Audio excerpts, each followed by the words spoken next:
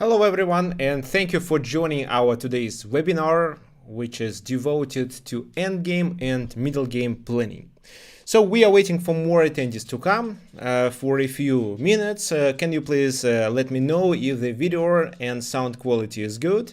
And you can also see the board where I'm going to demonstrate these examples that I prepare for you. And by these examples, you will learn how to find a plan, how to come up with a plan, and what to think first if you want to find a really proper plan which will either improve your position or worsen the position of your opponent.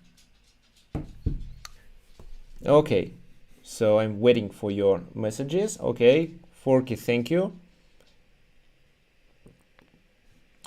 Yes, and I'm streaming this webinar on several platforms on our Chesslands website, as well as on my YouTube channel and on my Twitch channel as well.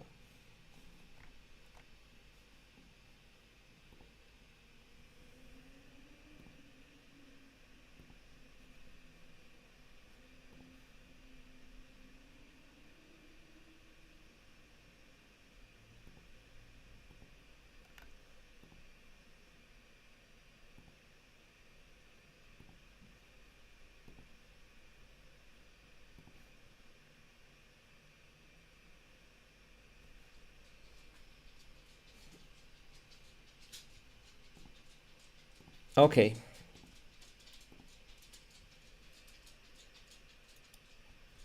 Okay, perfect.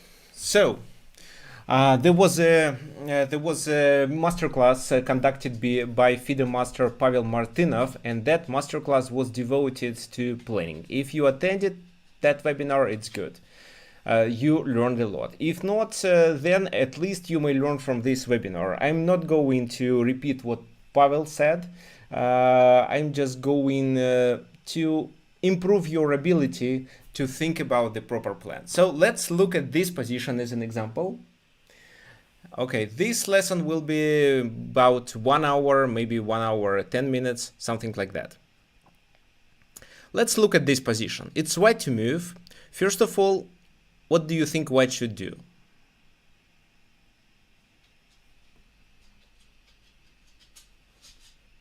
Just tell me what comes to your mind, and we will discuss it.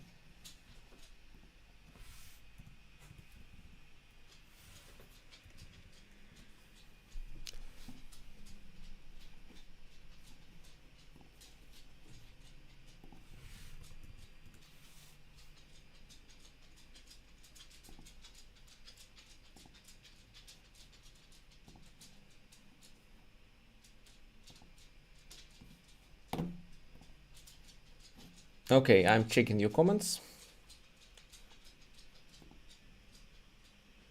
Okay, there are no suggestions yet.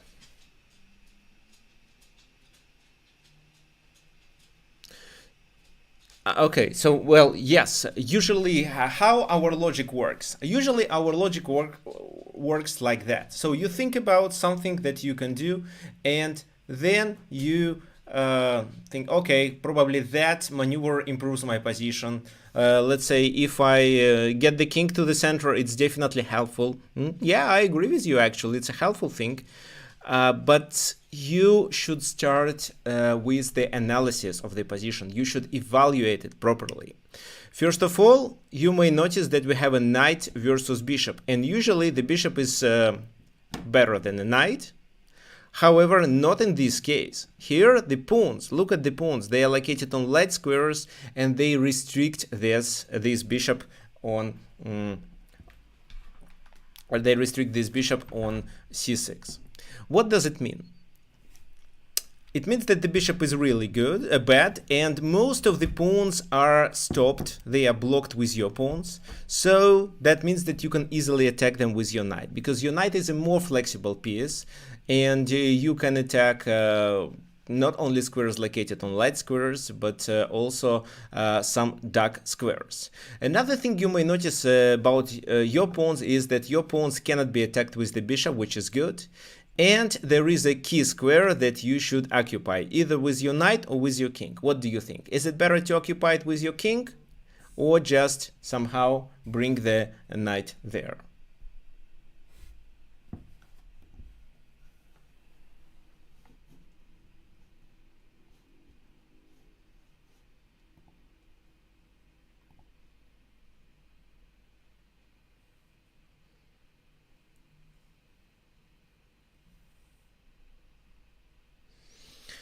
Well, actually, both options make sense. If you reposition the knight to c5, you'll be taking these two pawns, and they can easily defend it with bishop to c8 move. I would say it's better to get the king there, because the king will be shouldering the enemy king. And then you can regroup your knight. You can move your knight to d4, taken here. Or actually, instead of doing it, well, yes, you achieve this square, and then you may locate your knight there, attacking two weaknesses. So you may say, but g6 is not a weakness, right? g6 is not a weakness, but you will make it a weakness by playing h5. Let me illustrate it. Just don't forget to remember that before you decide to come up with a plan and do some active actions, first evaluate the position.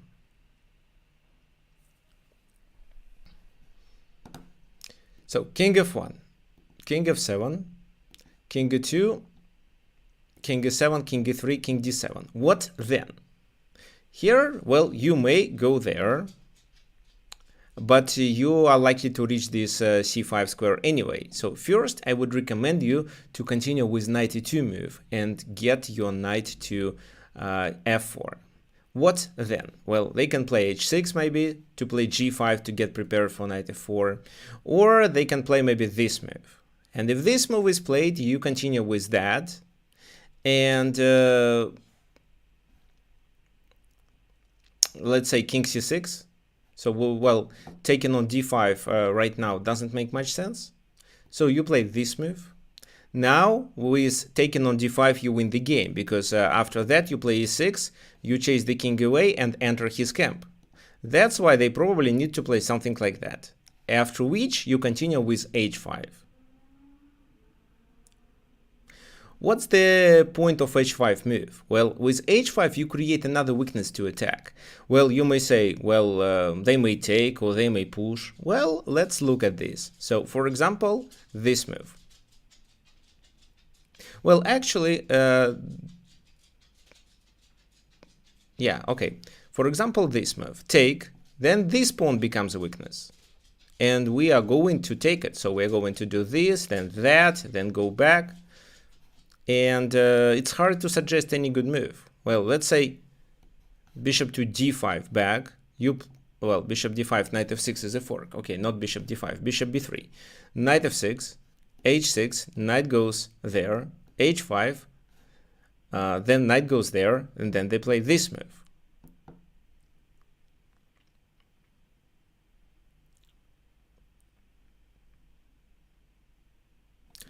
Knight e8, and then you attack two pawns simultaneously, after which your opponent has to play this move and you enter the enemy camp. Well, okay, let me explain what happens in case of h6. Knight h6, knight f4. Well, actually, we can talk about king c7 here. King c7, king d4, bishop d5, knight f4, and let's say they play bishop there.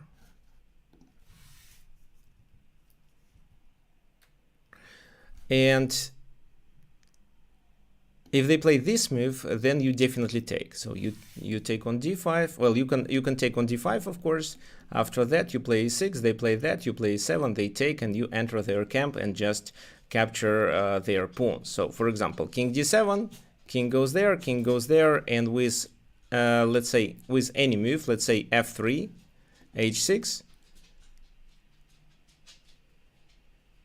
h5. g5, f4, g4, and it's your turn, but it's a winning position because you take the pawn on f5. Okay.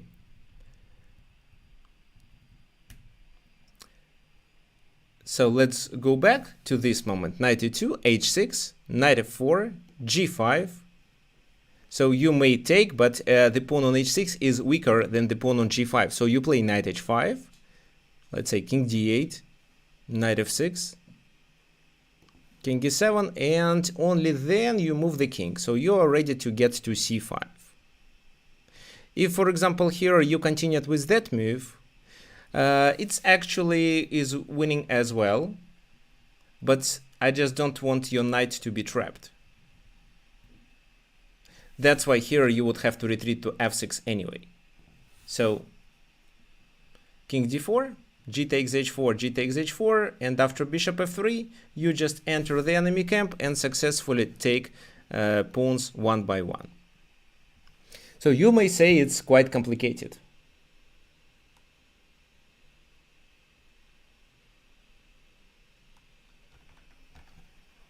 But if you look at this position and understand all the benefits you have, for example, what are your benefits?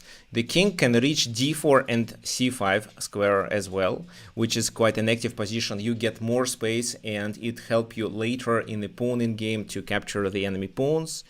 What else? You have a lot of reserve moves. You have a knight which is quite flexible. This and these are weaknesses. And the only thing you need to do is just to create another weakness by doing this maneuver, knight e2, knight f4. But before doing it, of course, you should activate the knight. Okay, now I would like to demonstrate the other example. In this position, it's white to move. How do you evaluate the position? So who is better and why? And if you want to play for a win with white pieces, then what do you think you should base your plan on?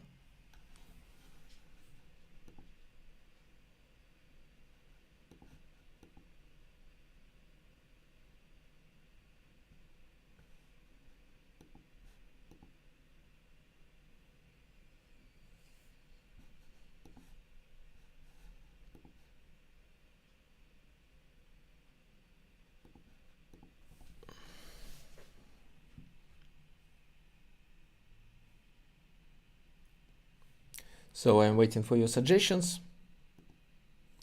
This position is a bit more complicated.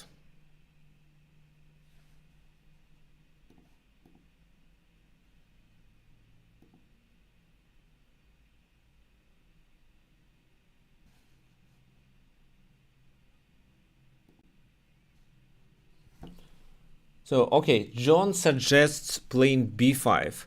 John, can you please explain this idea?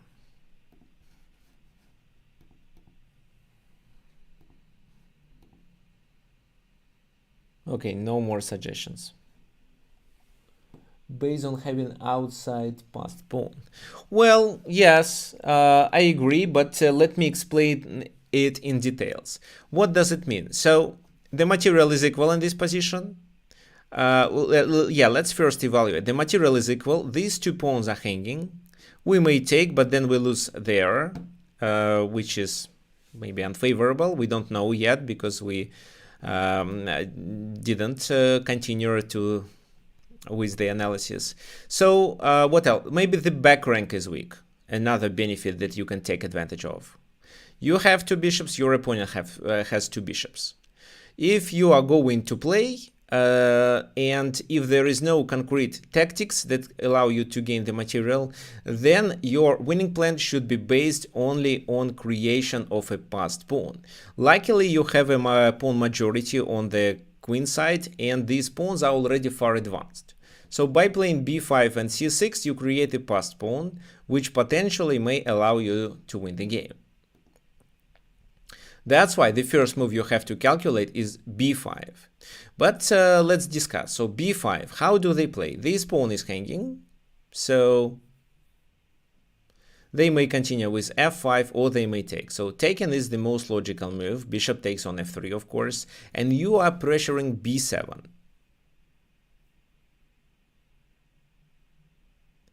So that they cannot move that bishop. Maybe they continue with rook e8 move, maybe with something else, and you may You may play c5, c6, I mean, or you can play bishop e3 first and then c5, I mean c6, pressuring on b6 with the idea of supporting the queen side. They can also play f5 here, but f5 doesn't make much sense. You still play bishop c4, check, and after that, king goes to h8.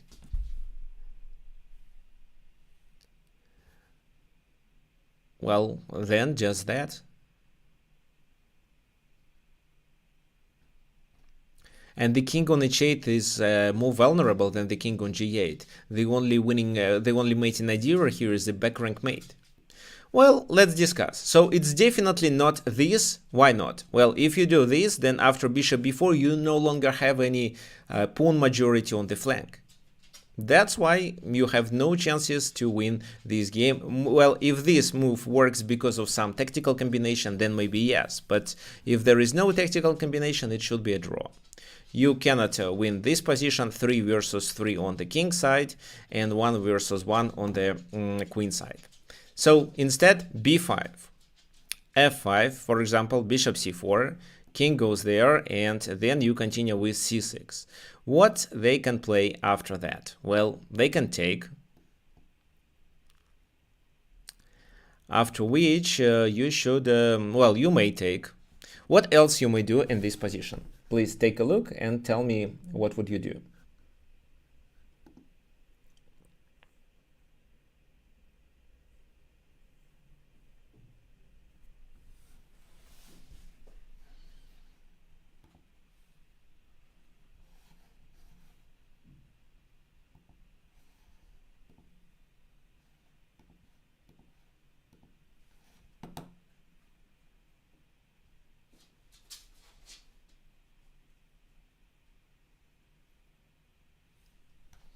Okay, so I'm waiting for your suggestions.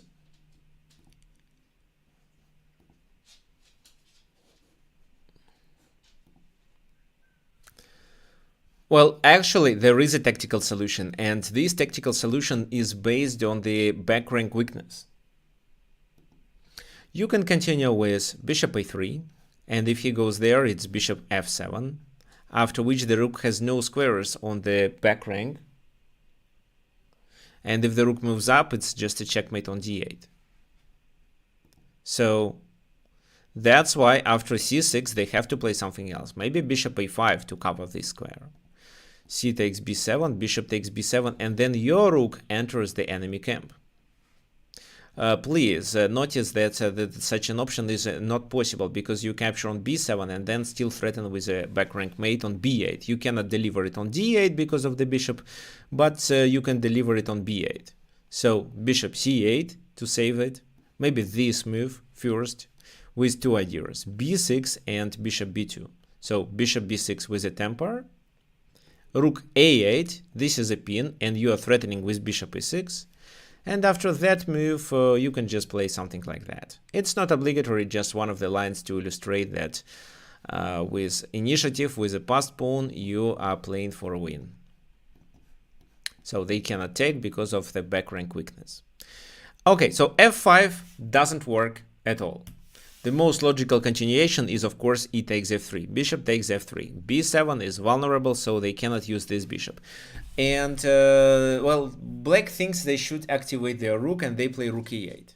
White plays bishop e3 with the idea to activate all their pieces. So in when you are trying to come up with a plan, activation of your pieces is one of the most important things that you should do first, especially if you play the endgame and there are a lot of space on the board. So I mean, the position is open.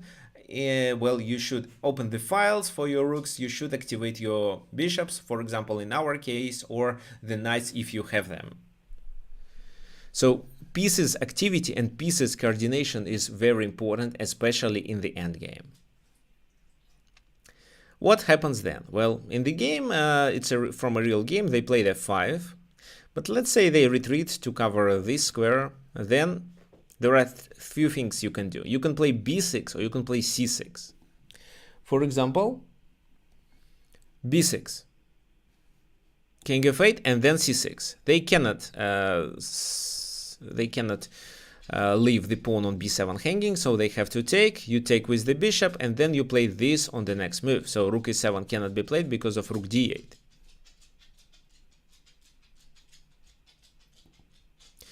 Bishop f6, well, c6 also works, take. And here there is a question for you. Which piece would you take with? Pawn or bishop? What do you think?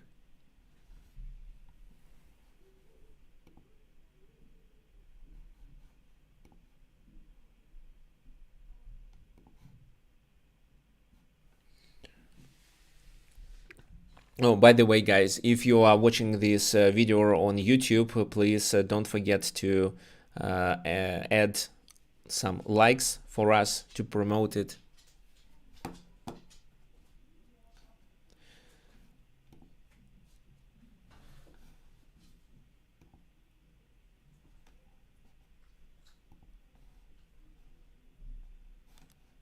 Okay, so what are your suggestions? Which piece to take?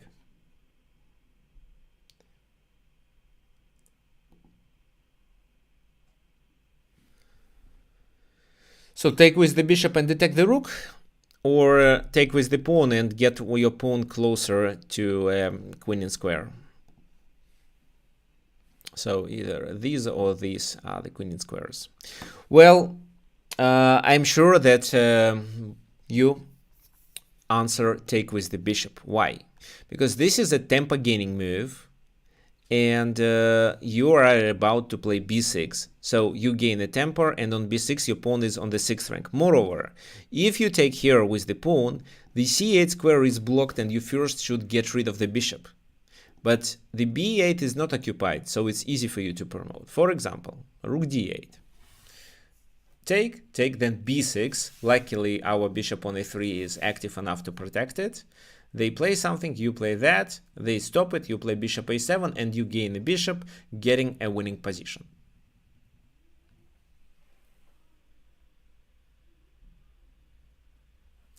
Well, would it be so hard to promote if you take with the pawn? It definitely would be harder. Such a move provides your opponent with a lot of extra tempi. For example, which move to start? Let's say g6, to escape with the king, to not blunder back rank.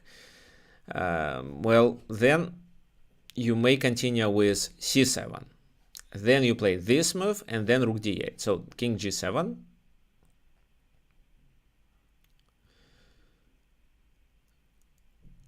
How to continue? Well, let's start with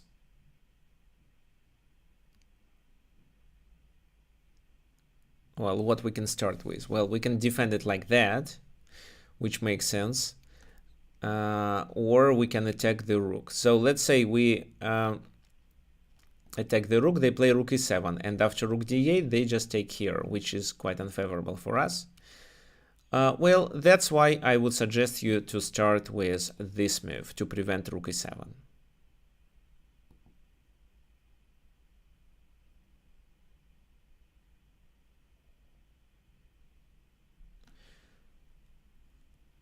Let's say they continue with rook e5.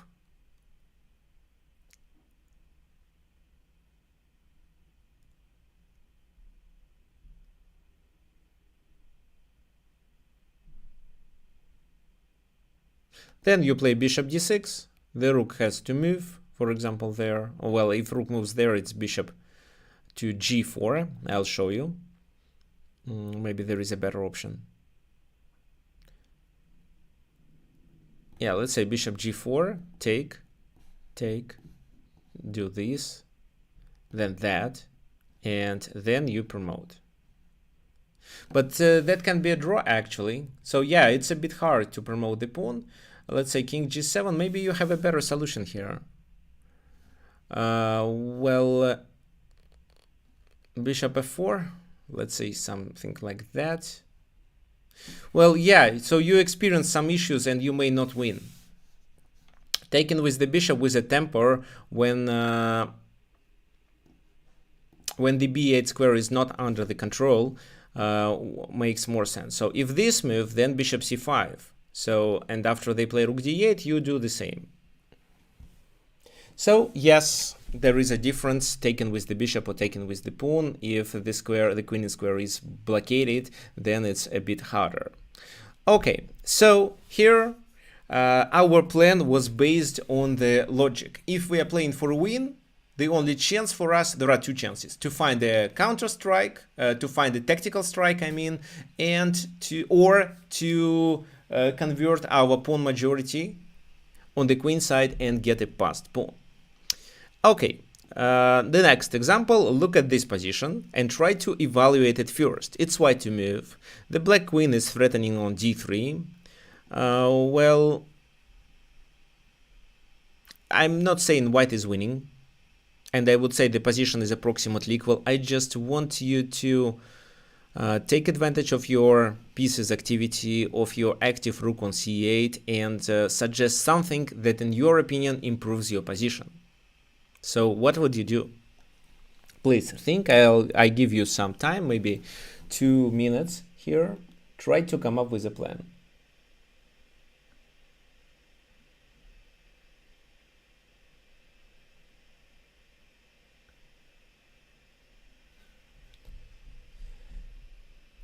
Okay, so this is a webinar and I'm not playing the games here. We are analyzing, we are learning here. And I'm planning to do at least 2 more sessions, and one of these sessions will be devoted to games. This is the answer to Ost Bill about his suggestion to play the match.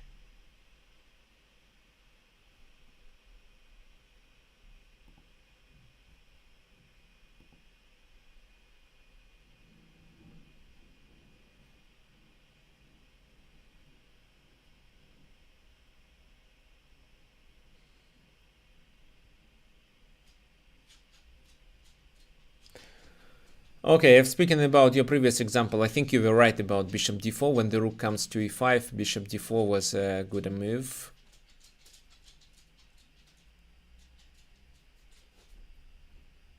Yes, and then you can play. Well, yeah, probably bishop d4 would win the game. Well, okay, so while you're thinking, I'll quickly show you what could happen in one of these variations. When the pawn takes on c6, g6 here, bishop c5, rook e5, bishop d4. Let's say, rook goes there. This is what I didn't like. So the pawn is hanging.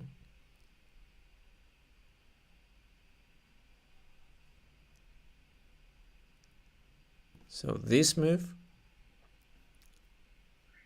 they play this, and if you play rook d8, it doesn't work. Oh, no, it does. It does work. And then you take there. Well, it does work. Okay. Anyway, let's continue with this example. So, what are your ideas regarding what's the best plan in this position? Please suggest a series of moves.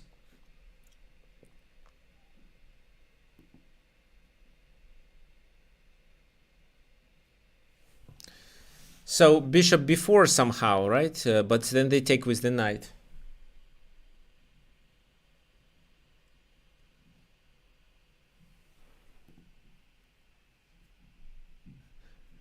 Bishop b5 check and then bishop b4. Well, bishop b5 they will, if you play bishop b5, they will continue with, can they castle actually?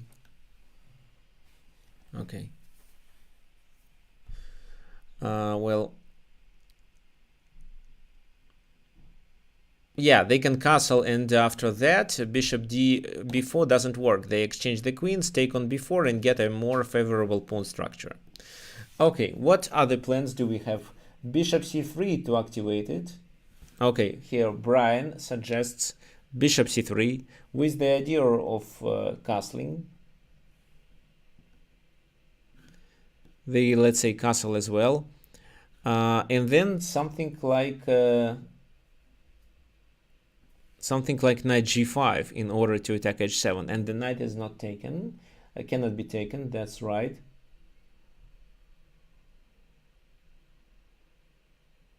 And Smithy suggests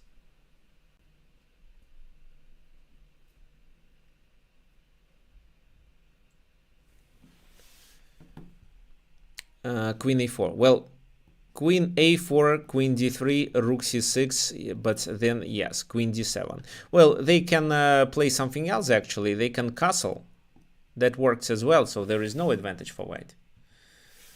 Well, but queen d7 also works, so this move has to be played, and then b5. This is how black wins. So queen a4 doesn't work. Once again, Christian said bishop b4, knight takes b4, and the check. Well, and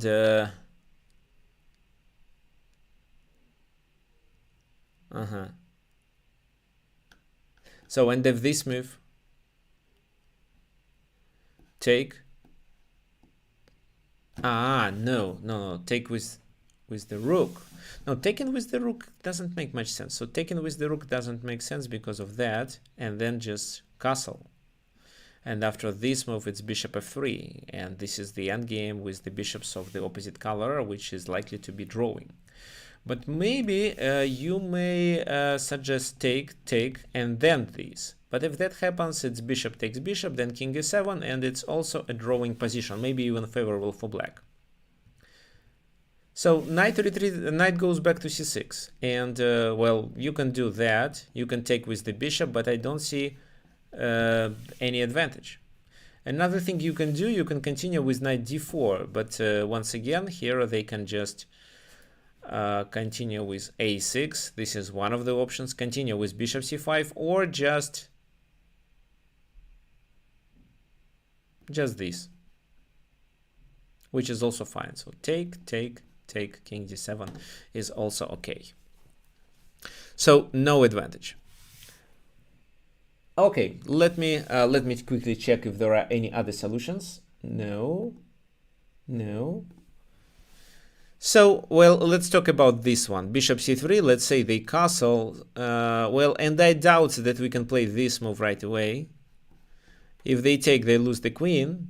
But if, let's say, they continue with such a move like that, then queen h5 doesn't work. They just take our knight. However, the original suggestion was to play knight g5, attacking h7, and bishop g5 is a blunder because of bishop takes h7. But how to play? Maybe h6 is enough. Well, it looks like yes. h6 is enough. And there is no advantage. So in this position, in the game it was played queen to c2. Why? First of all, queen c2 defends on d3. Second, it adds more pressure on c6. And third, they cannot castle because of bishop h7. Check. That's why after queen c2, black has to defend maybe with this move.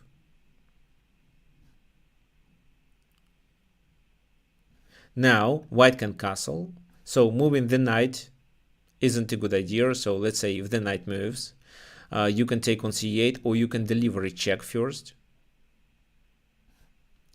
And if king goes there, just bishop c3, because if only they take on f3, after rook d1, they lose the game. So here, bishop c6, but then you can capture on e5, and if bishop b5, there is a rook behind hanging. That's why there is no discovered attack after rook c8. h6, in order to castle.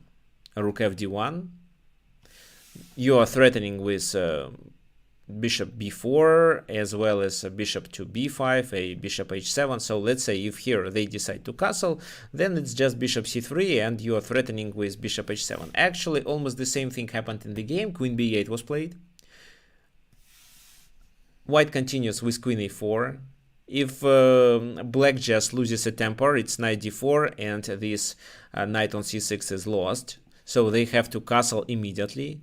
Queen e4, f5 cannot be played, so g6 only. Bishop c3. Now look at how the bishop was activated. There is still no good move with the knight to initiate a discovered attack. Rook fd8, and after queen g4, White successfully initiated a kingside attack. So look at these moves. They seem to be very simple, but in just 7 moves, white position changed a lot. Now white has a clear plan of what they should do now. So they are threatening to sacrifice on g6. They are also threatening with this idea. What else? They are threatening somehow to get the queen on these squares and checkmate. So maybe just queen h3. Well, but I like this idea, h4, h5. Of course, if, well, we can take first, so probably they have to play this move. And after this move, then h4, h5. White is definitely better. So after queen g4, white would initiate the attack. This is what happened in the game, and it's not so hard to find. Your task was just to notice the disadvantages in black's position, which are problems with the pin and the weakness of the h7, especially if the queen and bishop are on the same diagonal. And then just take advantage of them. Okay, fine. Let's continue with the next. Yeah, it looks like we have time. Let's continue with the next. In this position, it's black to move. I want you first to tell me who is better, white or black, and then tell me the plan for black.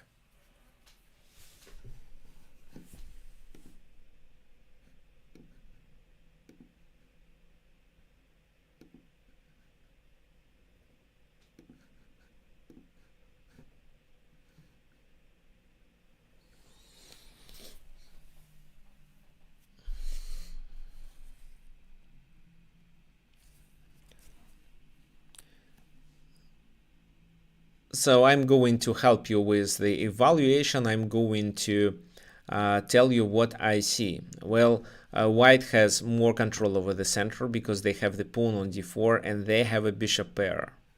Well, right now the bishop on g2 isn't dangerous, but in the end game a bishop pair will provide white with some strong advantage. The knight on h5 is not doing anything. White may play c4 and somehow pressure our position with this move, as well as bishop b2, which allows them to control the e5 square. So our pieces are a bit passive and white has more space. Anthony thinks black is better. Anthony, can you please explain why?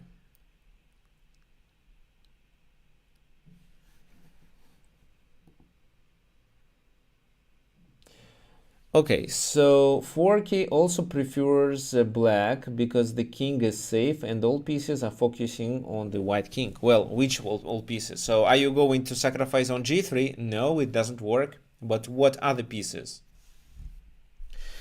If, let's say, there was no knight and you had the pawn on h4, then maybe I would agree with you. But black has to spend so many tempi in order to achieve it. And also are unlikely to achieve it because every time the pawn goes to h5, bishop g5 stops everything. Okay, what else? Black better? Knight sacrifice? Of course not. Knight sacrifice doesn't work. Let's make these moves on the board. So, well, you sacrifice the knight and how do you win? I don't even need to play king h1 in this position. I can just stay and wait. So knight e5 leads to a mass exchange, but let me first just this. Why? Threaten a mate and wanna regroup to e4.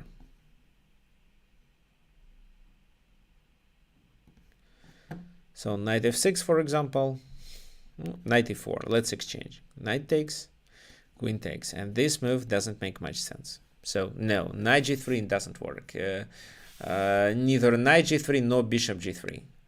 This position, just knight e5.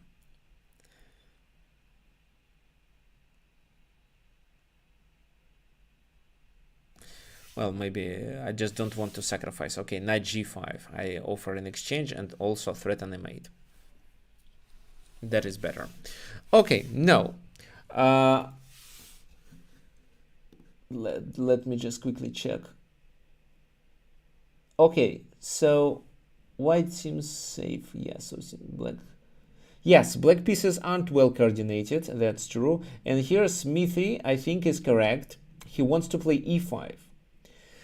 That's absolutely right. e5 with the idea to exchange the central pawn, as well as gets the e5 square with the bishop and exchange the other bishop, so that white no longer have a bishop pair. However, first of all, we need to get our pieces better coordinated. That's why this knight goes back. White continues with bishop b2 and then e5. D takes e5. We're threatening with e4, as well as e takes d4, which simplifies. So knight takes, and if they take, it's a draw. Well, it's not a draw, but it's equal. So here the bishop should be exchanged. Something like c3 doesn't make much sense. It only worsens the bishop. In the game, that's why, because white didn't want to exchange the bishops, they played queen f5, attacking it one more time. Rook f e8, rook f e1. And what would you suggest for black?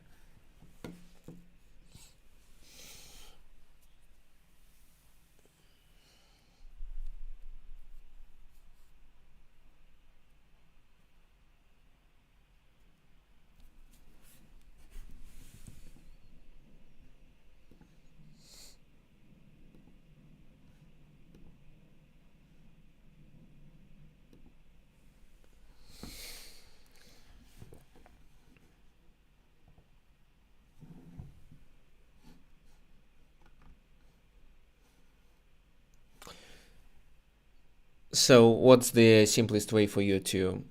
yeah, it's knight f3. So you exchange the knights, then you exchange the rooks, and just because this is a pressure, you just exchange another rook pair, because if they move the rook away, you can play bishop e5.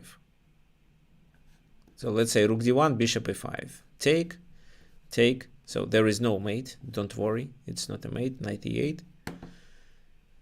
That's why white has to take on e8, knight takes e8, and everything is defended. So you're about to play g6 if needed, and with bishop e5, exchange the bishops. There is, while the queens are on the board, there is no much advantage for white. However, they are still slightly better. So when we have a worse position, our task is to maneuver. We are not looking for tactical strikes. Of course, if we see some tactical moves that we can take advantage of, we do take advantage. But if no, then you should play positionally and move by move improve it and get rid of your disadvantages, of the disadvantages of your position. For example, here the black pieces are a bit passive, and black should somehow exchange one of these two bishops and also get rid of the enemy central pawn. That's why such move like e5 works really well. Another option can be c5, but what I don't like about c5 is that it allows the enemy bishop to pressure our b7 pawn. Okay, fine. Now the example, the game played between Artur Yusupov and John Vanderwill. Okay, let me quickly check if there are any questions. Well, if you have any questions, don't hesitate to ask them. Okay, no questions. Let's continue. c4, knight f6, knight c3, e6, and e4. So such a line exists. d5, e5, knight goes to e4, and the most common move is knight f3 in this position. Well, it's also possible to take, then queen g4. Such move like queen d4 this time fails because of knight f3. I can show you. h5, just queen f4, and this pawn is finally taken. But the point is that after queen g4 they have f5, and if we capture en passant, black is considered to have a compensation after knight c6, mainly because they dominate on the d4 square, so bishop c5, and we cannot push the pawn to d4, so it's considered to be approximately equal. That's why knight f3, knight c6, bishop e2, bishop e7, castle, castle, d4, b6 was played, and white continues with this move. Here black actually took on c3, but I have a question for you. The most logical after b6 is bishop b7. Which plan would you choose in this case? What can you suggest? What, in your opinion, can improve the white's position here?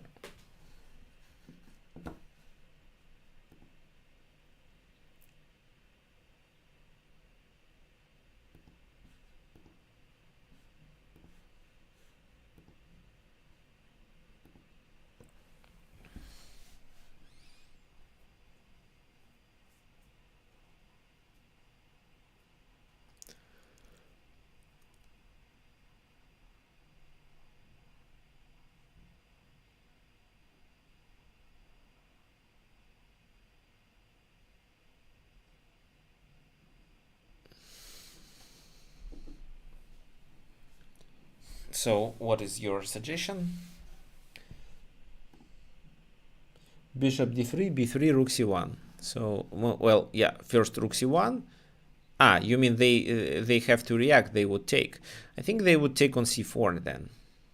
Ah, they cannot. Okay, I see the point. So they're gonna take there, and then they wanna take on c4.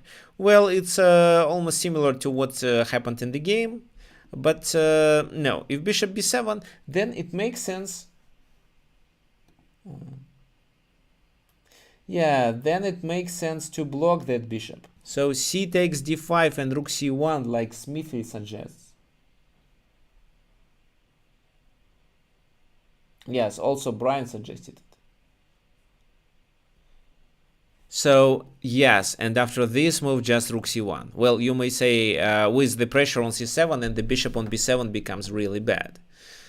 You may say, what about knight c3, b takes c3, and then e takes d5? Well, then bishop d3, and then you can threaten h7, for example. But the bishop on b7 is still bad. Well, they can of course capture with the queen, but I don't find I don't think it's a good idea. At least c4 and then d5 can be played. And white dominates in the center. Another option is just continue with these moves. Okay, fine. So anyway, bishop b7 wasn't played in the game. They first took, then d takes c4, bishop takes c4, and knight a5. Bishop retreats, and bishop b7 now. So now this bishop is located on the open diagonal. What can you say about the position? What are the white's benefits? What are the black's benefits? What disadvantages both players have, and how, based on these advantages and disadvantages, you can formulate a plan.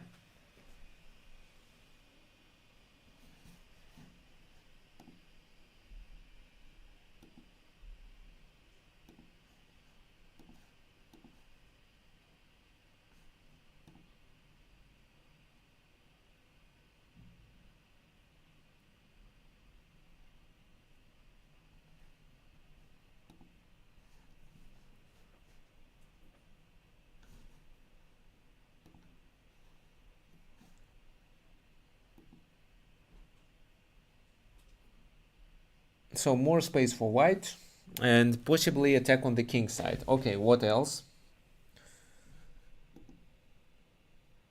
No more suggestions.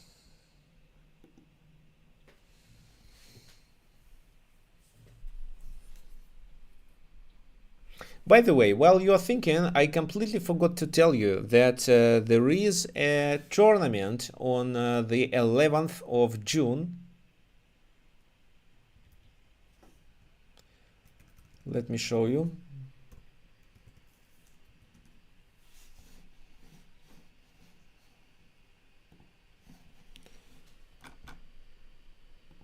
So we are running a tournament on the 11th of June at 11 a.m. So as our common time, as we usually start our webinars. You can register here. So I'm going to copy this link.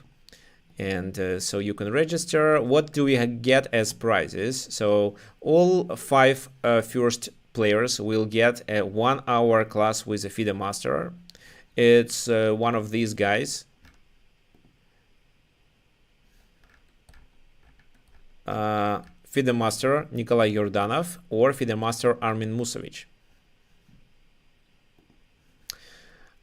And of course, 3 money prizes. Like the first place is $50, the second is 40, and the third is 25.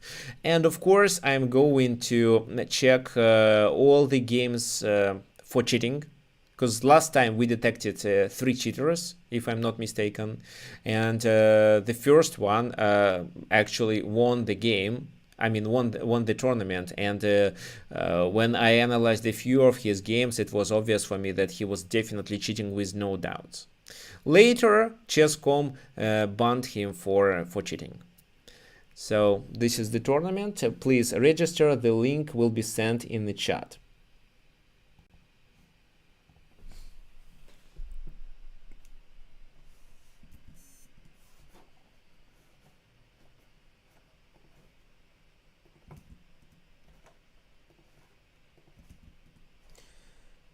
Okay, so white has a semi-open B file.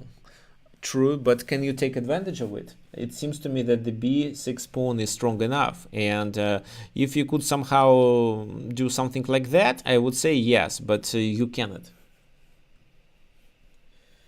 Okay, what other suggestions do you have? Well, white should play on the king side. Well, yeah, white should play on the king side, that's right. And black gonna play bishop d5 and knight c4. Yes, that's right. This is quite annoying. Well, okay, so white has kingside attack ideas because of the pawn chain. Well, right. White has kingside ideas not because of the pawn chain, but because of the center pawn formation. So when one player may initiate the attack on the enemy king in two cases. First, if the center is closed, or if the center is stable. Stable means that your opponent cannot initiate a counterplay and undermine it and change the pawn formation in the center. Here, the only thing they can do is to play c5, c takes d4, and c takes d4, but almost nothing changed, and the center is still stable.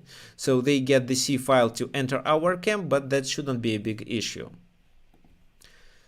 So, not because of the pawn chain, but because of the stable center. That would be, that is better to say. Okay, can get c5, I think. Knight d2, okay, Smithy suggests knight d2, then f4, rook f3. Well, to be honest, you were absolutely right with knight d2 move, but the idea of this move was not to play f4, but to let the queen join the kingside attack.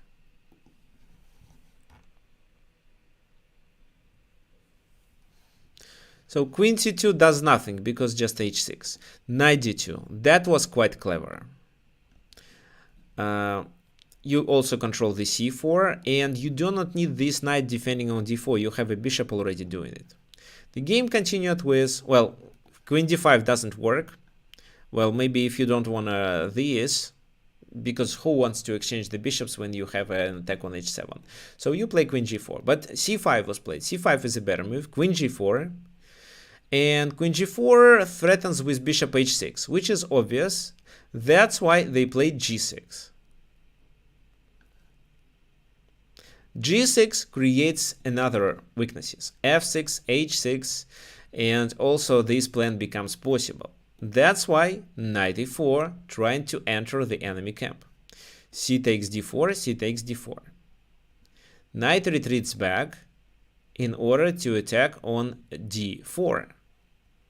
Another idea of this move is to play knight b4. And with his next move, series of next moves, Grandmaster Artur Yusupov demonstrated the logic of how grandmasters are thinking. And actually, this is where I want you to suggest what exactly white should do. So these and these are coming. You have a kind of an attack on the enemy king, but how exactly to play?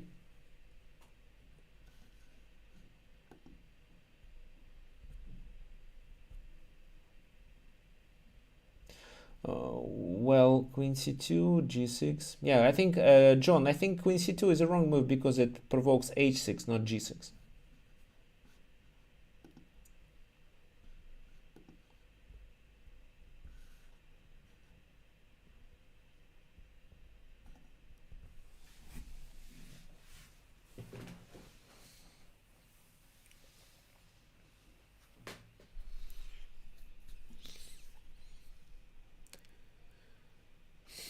So, guys, who of you is a grandmaster? Or at least can find a grandmaster solution for this position? I think during the game I would find it. Okay, there is a clever suggestion by Brian. The idea of this move is that to defend, so it's indirect defense. So, well, knight d4 doesn't work actually, to be honest. It's knight f6 and they discovered the attack. So, but knight b4 is the main idea. And after knight b4, the bishop to b1. But the point is that after they liquidate our knight, they can set their knight on d5 and defend there. And if we decide to exchange, then it doesn't make much sense because with only one deck squared bishop, we cannot checkmate here. They cover all the weaknesses with their bishop. So that's the problem. Here you may notice actually that instead of playing knight d3, you can try this. And after rook comes to e8, you can play that. And now, after this, well, bishop c6 is forced, you exchange the bishops, and then you take advantage of the enemy king's weakness. So, for example, with this move, or maybe with these moves, or maybe just h4, and if they take on h4, you play knight d6, and the rook is trapped, for example. So, but then after bishop h6, you may notice that actually, instead of moving the rook to e8, they first may exchange their knight for the bishop. How is it possible? Doesn't they blunder the exchange after this move? No, they doesn't. I mean, they don't, because after a queen takes, rook takes there, these two rooks are located on the same diagonal, and with bishop a6, black wins, they exchange back. So, now, when you saw these lines analyzed, can you guess the move that Artur Yusupov played?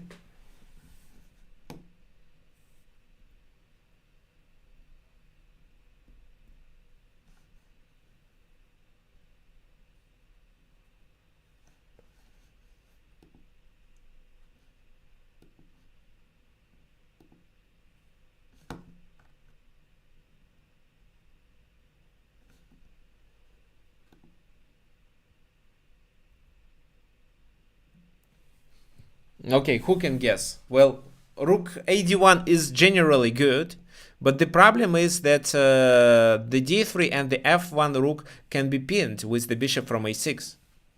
That's why, which move do we need to play?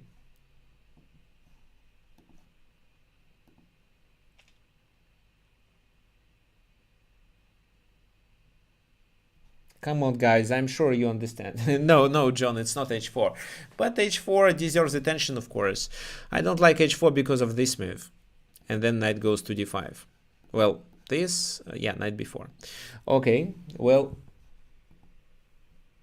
Okay, yes, Ken, thank you. It's rook fd1, because this time it works. It was knight b4 played, bishop h6, and this time knight d3 doesn't work. There is no pin anymore.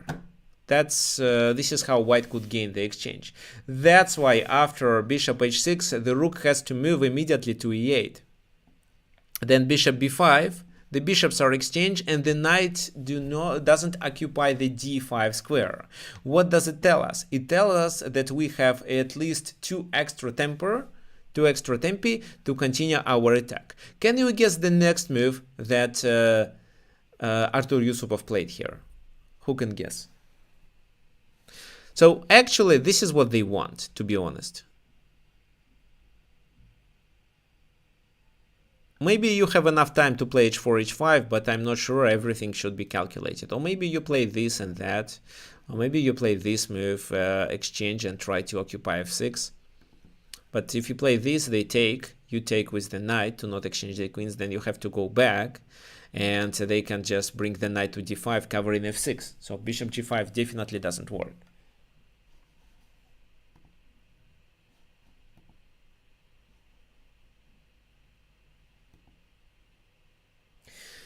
Okay. So the next move was the move that prevented knight b4 move, and it's not a3 because a3 is only doing one thing, attacking the b4, and the pawn on a3 is potentially weakness in case if you pass the game into the endgame. It was rook b1 played, and this time knight b4 fails. Just take with the bishop, knight f6, and after queen h4 you just move the bishop out and checkmate on h7. For example, bishop e7, bishop g7. If not bishop e7, but let's say rook g8, then bishop f8, which is a double attack. And you still win the game. So knight b4 doesn't work. They played queen d5. However, now our plan works and we can pressure the f7. Well, before playing knight g5, here Yusupov decided to play rook b3 and make a rook lift. Then h4, rook c7, rook f3 finally. And black decided to sacrifice the exchange with this move. Well, they could try this, but then just knight f6. King h8 and the queen gets, so you see we don't even need to take on e8. We'd better reach the h6 with our queen because that leads to a checkmate. So rook f8 was played, take, and then it's simple. White has extra exchange. What their plan should be? To simplify, while white has rooks versus bishop and another rook.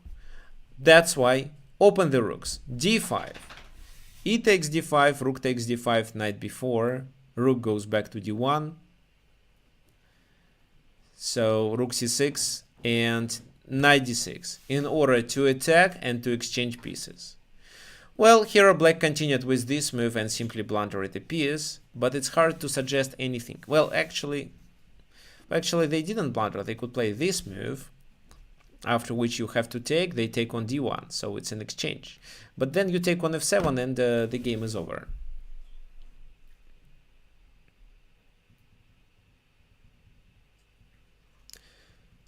So with this rook lift and this remaneuver, white forced black to play rook f8 and sacrifice the exchange. But I want you to go back to the most critical moment of the game, which I think was here, when rook fd1 was played. So white definitely is better. Their pieces are focused on the king side. But black is looking for these defensive resources, or maybe this resource. So either to exchange the knight for the bishop, or occupy the d5 square, which allows them to cover the f6. That's why we should get prepared and at least benefit of these two tempi, this or that.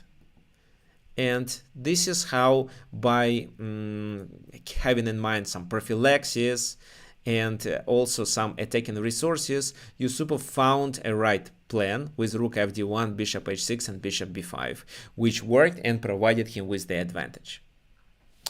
Okay, do you have any questions?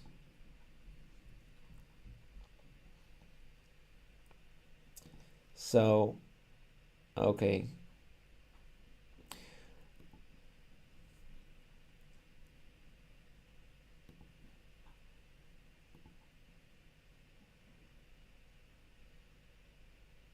Yeah, okay, so just, well, if you don't know what exactly to play, let's say you evaluate the position, decided what your advantages, your and opponent's disadvantages and advantages are, but you still cannot come up with a plan, please use this special tip. You can do two things. You can either think about your opponent's plan, and if you don't like it, I mean, if it's not comfortable for you, if you think it's a good plan, then try to disrupt the enemy plan, or find your worst piece and just try to improve it. At least these two things you can do, because it's better to play with any plan rather than without plan at all. Okay, guys, so we are done for today. I'm still waiting for your questions if you have any. I also want you to remind that you can book a trial class on our website chesslance.com. So just click on this yellow button, schedule your free chess lesson, choose your coach, let's say FIDE Master Nikolai Yurdanov, then choose the date that suits you. So it shows a week from 23rd to 29th of May. So you click, let's say, 25th, then you enter your name, your email, proceed to payment, enter your credit card, and you see the class is free. We won't charge you. This is just to reserve your spot. You may see a $2 hold on your card, so we freeze these $2, but then after a few days we release this money. Don't worry, so we don't charge you anything. Then you enter your number, card number, and click accept and book. This is how you can book a free class. If you are looking for a class with, if you're looking for 1 hour class with one of our coaches, you can also choose the coaches from the list. Let's say International Master David Fitzsimons. Choose the days and time that work for you. For example, you can move and choose like something in June, like the 8th of June maybe. Another special feature is that you can choose your time zone. So I'm in Asia, Almaty, so my time zone is 10 p.m. So, and if you, for example, live in, let's say, America, where is it? Oh, let's say, where is it? America. Yes, America, New York. So it shows his time slots in your time zone. Okay, well, you can do the same. Just pick up, enter your name, well, family name, email, proceed to a payment, and this is where we will charge you the price of the class. With the International Master, it's $40. With FIDE Master, it's $30. And don't forget to register for our tournament as well.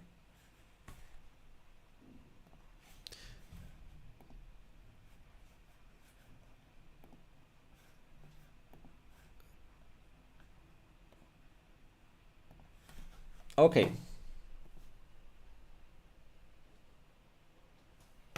So the link to the tournament. Okay, let me paste it here. So please register. This is the link to the tournament.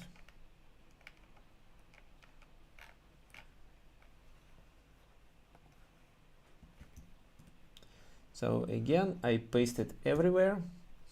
Well, thank you guys, and hope to see you next Sunday. There will be no webinar, but there will be a masterclass by International Master David Fitzsimons. And that webinar will be devoted to opening traps. Well, I'm sure David will demonstrate us only good traps, so you can learn and you can trick your opponent. I'll send you a message about such a masterclass.